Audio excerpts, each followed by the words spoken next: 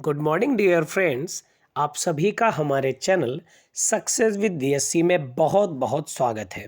उम्मीद करता हूँ आप सभी स्वस्थ होंगे और आपकी पढ़ाई भी बहुत ही अच्छी चल रही होगी। आज है 5 नवंबर 2022। तो आज की क्या है इम्पोर्टेंट करंट अफेयर और आज मैंने ओल्ड करंट अफेयर में क्या रखा है खास, ये जानने से पहले मैं आपको बता दूं कि इसी चैनल पर शाम को 5:30 पर स्टैटिक जीके की स्पेशल क्लास ली जाती है, जो कि बहुत ही ज़्यादा इम्पॉर्टेंट है आगामी परीक्षाओं के लिए। तो आप इस चैनल को सब्सक्राइब करके डेली क्लास को देख सकते हैं। इसके अलावा जितने भी लोग लाइव जुड़े हुए हैं उनसे मैं गुजारिश करना चाहूँगा कि एक एक बार सभी लोग शेयर कर दें, अपने फ्रेंड्स को बुला लें, बोल दें कि सुबह हो चुकी है और क्लास शुरू हो चुकी है। तो सभी लोग क्लास के साथ जुड़ जाइए और हम शुरू करेंगे आज की इम्पॉर्टेंट करंट अफेयर के साथ। इससे पहले मैं आप सभी को बता दूं कि वीडियो के डिस्क्रिप्शन में लिंक दिया गया है टेलीग्राम का, जिस पे जुड़ करके आप डेली पीडीएफ को लेकर अपनी पढ़ाई को और भी अच्छा बना सकते हैं। बढ़ेंगे आज की पहली इंपॉर्टेंट करंट अफेयर की तरफ। तो आज की पहली इंपॉर्टेंट करंट अफेयर है इजराइल देश से। इजराइल देश जिसके नए प्रधानमंत्री बने हैं, इनका नाम है बेंजामिन नेतन्याहू। आप इनके नाम से भली भांति परिचित होंगे, क्योंकि बेंजामिन नेतन्याहू 1996 से 1999 तक, उसके बाद 2009 से 2021 तक इजराइल के प्रधानमंत्री के रूप में कार्य कर चुके हैं। ये इनका तीसरा कार्यकाल होगा। कुछ ऐसे कारण बने थे 2021 में, जब इन पर रिश्वत और धोखाधड़ी का आरोप लगा दिया गया और इन्हें सत्ता से हटा दिया गया। तो वर्तमान में जो चुनाव हुए हैं उसमें फिर से 120 सीटों वाली इजरायली संसद नेसेट में 64 सीटें जीतकर सत्ता में वापस आ गए हैं बेंजामिन नेतन्याहू। बात करें अभी तक इजराइल के कौन थे प्रधानमंत्री, तो इनका नाम था यायर लैपिड, जिन्होंने केवल 51 सीटें जीती हैं, जिसके कारण से फिर से प्रधानमंत्री बन गए हैं इजराइल के बेंजामिन नेतन्याहू। उम्मीद करता हूं आज की पहली न्यूज़ आपको अच्छे से क्लियर हो गई होगी। मेरा क्वेश्चन आपसे ये रहेगा, आपको कमेंट कॉलम में बताना है कि इजराइल की कैपिटल क्या है, यरूशलेम है कि जेरूशलेम है, या फिर दोनों है। दोनों है तो क्यों है, आप कमेंट कॉलम में बताएंगे। बढ़ेंगे हम फिलहाल अगली न्यूज़ की तरफ। अगली न्यूज़ है केरल, महाराष्ट्र और पंजाब शीर्ष पर पहुंच गए हैं 2020-21 की परफॉर्मिंग ग्रेड इंडेक्स में। तो केरल, महाराष्ट्र और पंजाब ने 2020-21 के लिए परफॉर्मिंग ग्रेड इंडेक्स, जो जिला स्तर पर स्कूली शिक्षा का आकलन करता है, इसमें शीर्ष स्थान हासिल किया है। यानी स्कूली शिक्षा का आकलन किया गया कि किनके स्कूलों में बहुत अच्छी पढ़ाई होती है। इसमें टॉप पर रहे हैं 3 राज्य, केरल, महाराष्ट्र और पंजाब। अरुणाचल प्रदेश 7वें स्थान पर सबसे कम प्रदर्शन करने वाले राज्यों के रूप में उभरा है, याद रखिएगा, और इसे केंद्रीय शिक्षा मंत्रालय द्वारा जारी किया गया है। तो मेरे 4 क्वेश्चन यहाँ पर आपसे रहेंगे। पहला क्वेश्चन, केरल के गवर्नर कौन है? दूसरा क्वेश्चन, महाराष्ट्र के गवर्नर कौन है? तीसरा क्वेश्चन, पंजाब के पूर्व गवर्नर कौन थे, आपको ये बताना है। और अगला क्वेश्चन है, शिक्षा मंत्रालय के पद पर कौन है। बढ़ेंगे फिलहाल अगली इंपॉर्टेंट न्यूज़ की तरफ। अगली न्यूज़ है एक महारत्न कंपनी जिसका नाम है बीपीसीएल, यानी भारत पेट्रोलियम कारपोरेशन लिमिटेड। मैंने आपको 1-2 दिन पहले बीपीसीएल से रिलेटेड कोई न्यूज़ भी बताई थी। क्या बताई थी आप कमेंट कॉलम में बताएंगे। बीपीसीएल जो कि भारत की महारत्न कंपनी है, 1952 में इसकी स्थापना हुई थी। न्यूज़ ये है, पहली बात ये और जान लीजिए कि फॉर्चून ग्लोबल 500 कंपनियों की जो सूची निकाली जाती है, इसमें हमारे भारत की एक महारत्न कंपनी शामिल है और वो बीपीसीएल ही है। तो बीपीसीएल से न्यूज़ ये है कि इसके नए चेयरमैन और एमडी बने हैं, जिनका नाम है वेत्सा रामकृष्ण गुप्ता। फिर से सुनिए, वेत्सा रामकृष्ण गुप्ता। अभी तक कौन थे? तो अभी तक थे अरुण कुमार, जिनके बाद वेत्सा रामकृष्ण गुप्ता को इसका नया एमडी सीईओ बनाया गया है। उम्मीद करता हूँ ये भी पॉइंट आपको अच्छे से समझ में आ गया होगा। आपको कमेंट कॉलम में बताना है कि बीपीसीएल का हेडक्वार्टर किस एक जगह पर है। इसके अलावा आपको बताना है कि आईओसीएल इसका हेडक्वार्टर किस जगह पड़ता है। बढ़ेंगे फिलहाल अगली न्यूज़ की तरफ। अगली न्यूज़ है एक और अपॉइंटमेंट से, ईईएसएल यानी एनर्जी एफिशिएंसी सर्विसेज लिमिटेड। हमारे देश की एनर्जी क्षेत्र की एक लिमिटेड कंपनी है जिसका नाम है EESL, energy efficiency services limited. इसने विशाल कपूर को अपना मुख्य कार्यपालक अधिकारी यानी कि सीईओ बनाया है। इससे पहले जो विशाल कपूर हैं, इन्होंने बिजली मंत्रालय में संयुक्त सचिव के पद में कार्य किया हुआ है। मेरा क्वेश्चन आपसे रहेगा कि वर्तमान में ऊर्जा मंत्री कौन है केंद्र सरकार के अंतर्गत। इसके अलावा ईईएसएल की स्थापना किस एक ईयर में हुई थी।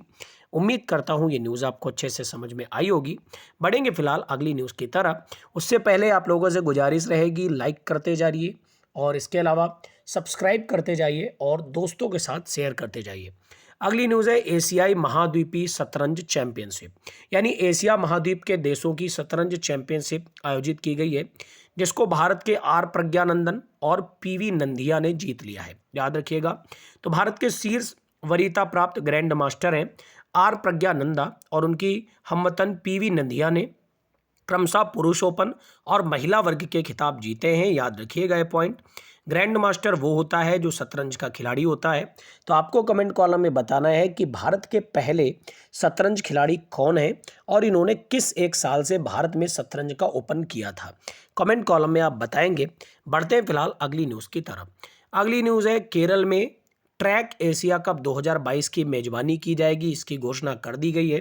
तो साइकिलिंग का सबसे बड़ा टूर्नामेंट है जिसका नाम है ट्रैक एशिया कप 2022 की मेजबानी करने जा रहा है केरल, जो कि 25 से 28 नवंबर तक आयोजित किया जाएगा और इसमें एशिया के 25 से अधिक देशों के 200 प्रतिस्पर्धी भाग लेंगे।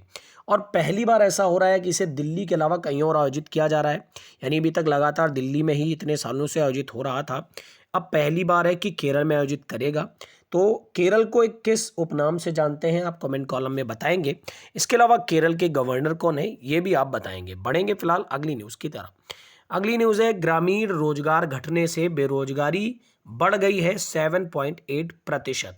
तो ग्रामीण इलाकों में रोजगार घटने की वजह से अक्टूबर में देश में बेरोजगारी दर जो बढ़ गई है वो 7.77% तक पहुंच गई है। इसके अलावा श्रम भागीदारी दर यानी LPR लेबर पार्टनरशिप रेट में मामूली गिरावट से बेरोजगारी दर में बढ़ोतरी आई है। सितंबर में बेरोजगारी दर जो है वो 4 साल के निचले स्तर पर यानी 6.43% रही थी। याद रखिएगा, तो देश में अक्टूबर में रोजगार मिलने की दर कम होकर 36% रह गई है। तो ये बहुत ही इम्पॉर्टेंट न्यूज़ है, खासकर इकोनॉमी वाले एग्जाम्स के लिए, जैसे जो बैंक के एग्ज़ाम होते हैं उसके लिए बहुत ज़्यादा इम्पॉर्टेंट न्यूज़ है, तो याद रखिएगा। लेकिन आजकल आप देखते हैं, अभी आपकी पेट परीक्षा हुई थी तो उसमें आपने देखा ही था कि बैंकिंग से रिलेटेड कितने सारे क्वेश्चन थे। तो आप इस टाइप की न्यूज़ को स्किप नहीं कर सकते हैं, इस टाइप की न्यूज़ अब हर एक एग्ज़ाम में आती है। बढ़ेंगे फिलहाल अगली न्यूज़ की तरफ।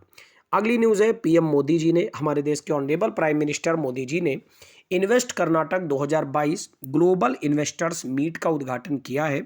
तो प्रधानमंत्री मोदी जी ने कर्नाटक में 2022 में ग्लोबल इन्वेस्टर मीट का उद्घाटन किया है। इसमें उन्होंने वीडियो कॉन्फ्रेंसिंग के माध्यम से इसका उद्घाटन किया है और इसका जो उद्देश्य था वो ये था, संभावित निवेशकों को अपनी तरफ आकर्षित करना और अगले 10 सालों के लिए विकास एजेंडा स्थापित करना।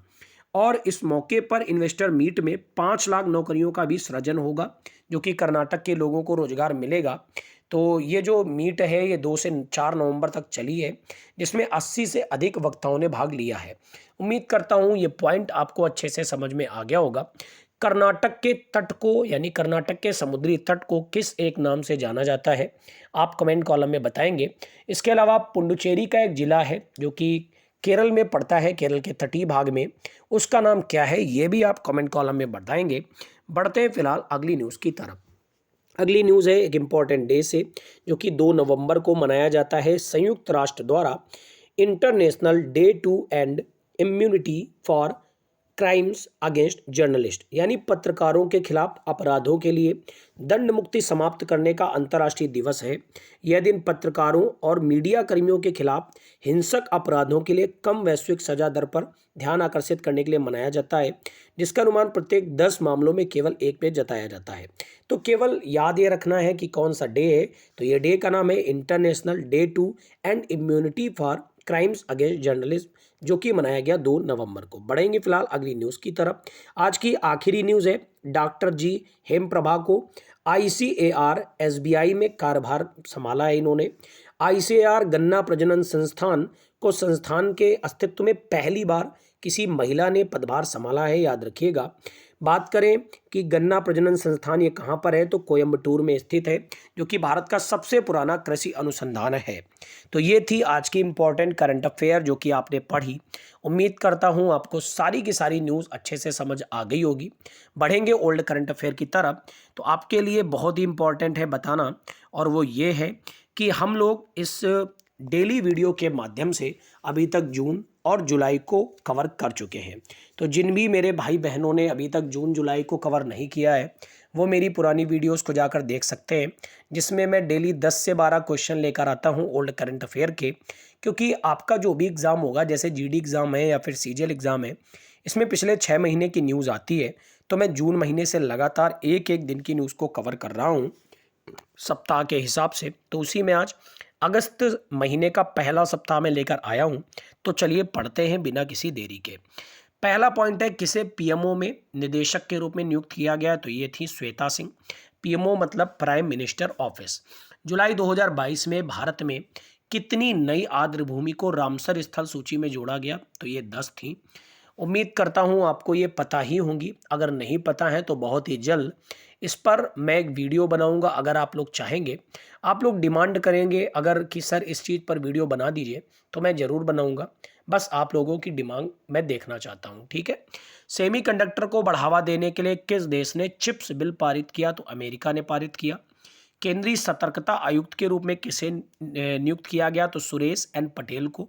ये तो बहुत ही ज़्यादा इंपॉर्टेंट व्यक्ति हैं। पाकिस्तान की पहली महिला हिंदू उप पुलिस अधीक्षक कौन बनाई गई थी, तो इनका नाम था मनीषा रुपेटा। ये भी बहुत ज़्यादा इंपॉर्टेंट है। आज के सारे पॉइंट बहुत ज़्यादा इंपॉर्टेंट है। किसे शिक्षा को बढ़ावा देने के लिए ड्रीम्स 2022 पुरस्कार दिया गया, तो इनका नाम है सत्यनारायण मुदियूर। कॉमनवेल्थ गेम्स में सौरव घोषाल ने स्क्वैश में कांस्य पदक जीता था। किस संगठन ने स्वस्थ पर्यावरण को मानवाधिकार साबित किया, तो संयुक्त राष्ट्र महासभा ने। फिर भारतीय पुरुष टेबल टेनिस टीम ने कॉमनवेल्थ गेम्स 2022 में कौन सा पदक जीता था, तो ये था स्वर्ण पदक। 40वां शतरंज ओलंपियाड किस खिलाड़ी ने जीता, तो इनका नाम है तानिया सचदेव। इसरो धरती की निगरानी के लिए SSLV D1 E0 S0 2 mission कहाँ से लॉन्च किया, तो आंध्र प्रदेश से इसने लॉन्च किया। उम्मीद करता हूँ आज की सारी करंट अफेयर आपको अच्छे से समझ में आ गई होगी। बढ़ते हैं वीडियो के सबसे इंटरेस्टिंग पार्ट की तरफ, जो कि क्विक रिवीजन है। जल्दी जल्दी से रिवीजन करेंगे। रिवीजन मैं उनके लिए कराता हूँ जो वीडियो में देर में आते हैं और देर में आकर के बोलते हैं सर सॉरी लेट हो गया। तो आप क्या करिए, इस वीडियो के माध्यम से लास्ट के एक पॉइंट में आकर के आप ये करंट अफेयर को देख लिया करिए, जिससे आपकी न्यूज़ ना छूटा करे, ठीक है। तो बेंजामिन नेतन्याहू इजराइल देश के नए प्रधानमंत्री बने हैं। इसके अलावा केरल और महाराष्ट्र, इसके अलावा पंजाब 2020-21 परफॉर्मिंग ग्रैंड इंडेक्स में टॉप पर रहे हैं। वेत्सा रामकृष्ण गुप्ता महारत्न तेल कंपनी के नए चेयरमैन बने हैं, और ये है BPCL कंपनी। उसके बाद EESL के नए CEO बने विशाल कपूर। एशियाई महाद्वीप शतरंज चैंपियनशिप को जीता भारत के R प्रज्ञानंद और PV नंदिया ने। केरल करेगा ट्रैक एशिया कप 2022 की मेजबानी। ग्रामीण रोजगार घटने के कारण बेरोजगारी बढ़कर 7.8% पहुंच गई। PM मोदी जी ने इन्वेस्ट कर्नाटक 2022 का उद्घाटन किया। International day to end immunity for crime against journalist 2 नवंबर को मनाया गया। और डॉक्टर जी हेम प्रभा को गन्ना प्रजनन संस्थान का नया हेड बनाया गया। उसके बाद हम लोगों ने ओल्ड करंट अफेयर को कवर किया। तो ये थी आज की कुछ इंपॉर्टेंट करंट अफेयर जो मैंने आपके भी डिस्कस करी। अपना प्यार, अपने कमेंट्स ऐसे ही हमारे चैनल के प्रति बनाए रखिए। बहुत ही जल्द इसी चैनल के माध्यम से GS की डिटेल क्लास लगाई जाएंगी। इसके अलावा मैं आपको बता दूं, इसी चैनल पर रोज़ शाम को 5:30 बजे स्टैटिक GK की क्लास लेकर मैं आता हूं, तो उसको ज़रूर देखा करिए। 10 मिनट में डेली मैं एक टॉपिक कवर कराता हूं। उस टॉपिक से जितने भी क्वेश्चंस बन सकते हैं, मैं ज़्यादा से ज़्यादा क्वेश्चन कराता हूं। तो इस चैनल को ज़्यादा से ज़्यादा सब्सक्राइब करिए, दूर तक पहुंचाइए इस चैनल को, जिससे हमारी रीच पहुंच सके लोगों तक, और ज़्यादा से ज़्यादा लोगों की चैनल के माध्यम से हेल्प की जा सके। आपका दिन मंगलमय हो। Thank you everyone. God bless you all.